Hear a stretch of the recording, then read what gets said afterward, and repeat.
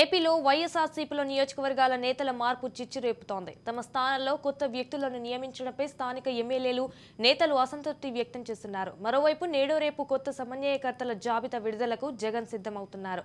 ఈ అంశానికి సంబంధించి మరిన్ని వివరాలు అందిస్తున్న నంద్యాల ఎమ్మెల్యే కిషోర్ రెడ్డితో మా ప్రతినిధి మధు ఫేస్ టు ఫేస్. సార్వత్రిక ఎన్నికలు సమీపిస్తున్న నేపథ్యంలో ప్రధాన పార్టీల్లో సీట్లు ఎవరికి కేటాయిస్తారనే విషయంపై సందిగ్ధత నెలకొంది. ఇక ఇదే అంశానికి సంబంధించి నంద్యాల ఎమ్మెల్యే శిల్పా రవిచంద్ర కిషోర్ రెడ్డి ఉన్నారు. అన్న చెప్పండి, ప్రధానంగా వైఎస్ఆర్సీపీలో ఇప్పటికే మొదటి విడత కూడా విడుదల చేయడం జరిగింది.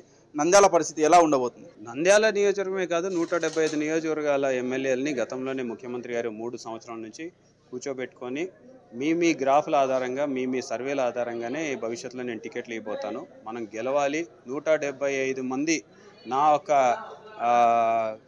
ఫాలోవర్స్ కోసం, అంటే నా ఒక మిత్రుల కోసం నేను 5 కోట్ల మంది భవిష్యత్తుని తాకట్టు పెట్టలేను. కాబట్టి మీరందరూ ఎవరైతే నియోజకవర్గాల్లో బాగా కష్టపడి పనిచేస్తారో, ఎవరైతే ప్రజలతోటి సత్సంబంధాలు కొనసాగిస్తారో వాళ్ళకి మాత్రమే నేను టికెట్లు ఇస్తానని చెప్పేసి ఆ రోజు చెప్పడం జరిగింది. అందులో భాగంగానే ఈరోజు గెలుపుకు ఎవరైతే సాధ్యపడుతుందో అనే విషయం మీద దృష్టిలో పెట్టుకొని ముఖ్యమంత్రి గారు కొన్ని నిర్ణయాలు తీసుకున్నారు. సో ఏ పార్టీ అయినా అంతే చేస్తుంది, గెలవడానికే ఎలక్షన్లలో నిల్చుంటారు లేకపోతే నిల్చోబెడతారు, కానీ ఓడిపోవడానికి ఎవరు కూడా ఆలోచించరు కదా.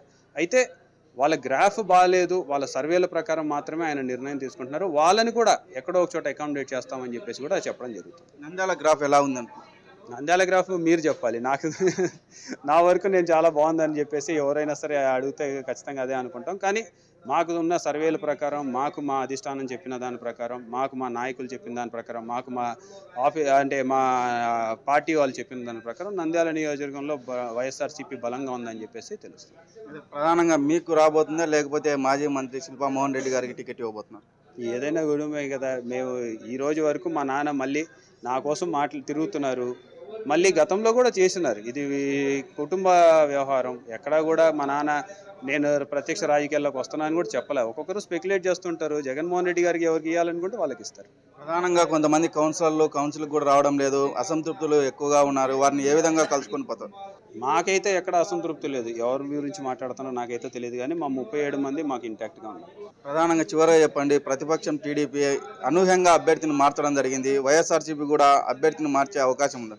ఇవన్నీ స్పెక్యులేషన్స్. నేను జగన్మోహన్ రెడ్డి గారిని కాదు, జగన్మోహన్ రెడ్డి గారు అధినాయకుడు. జగన్మోహన్ రెడ్డి గారు ఏం డిసైడ్ చేస్తే అదే ఫైనల్ అవుతుంది. జగన్మోహన్ రెడ్డి గారు అందరికీ సంకేతాలు అందించారు. నాకు తెలిసినంత వరకు నంద్యాల పార్లమెంట్ సెగ్మెంట్లో పెద్ద మార్పులు చేర్పులు ఉండవని చెప్పేసి మేము అనుకుంటున్నాం. ఒకవేళ పార్టీ అధిష్టానం ఏం నిర్ణయిస్తుందో మీరే చూస్తారు కదా. పార్టీ అధిష్టానం ఏది నిర్ణయించినా తాము వైఎస్ఆర్సీపీ వెంటే ఉంటామని చెప్తా ఉన్నారు. నంద్యాల గ్రాఫ్ అనేది ఖచ్చితంగా తమ కుటుంబానికే ఉందని చెప్పేసి సర్వేలు కూడా చెప్తున్నాయని ధీమా వ్యక్తం చేస్తున్నారు. వీడియో జర్నలిస్ట్ శివశంకర్తో మధు, రాజ్ న్యూస్, నంద్యాల జిల్లా.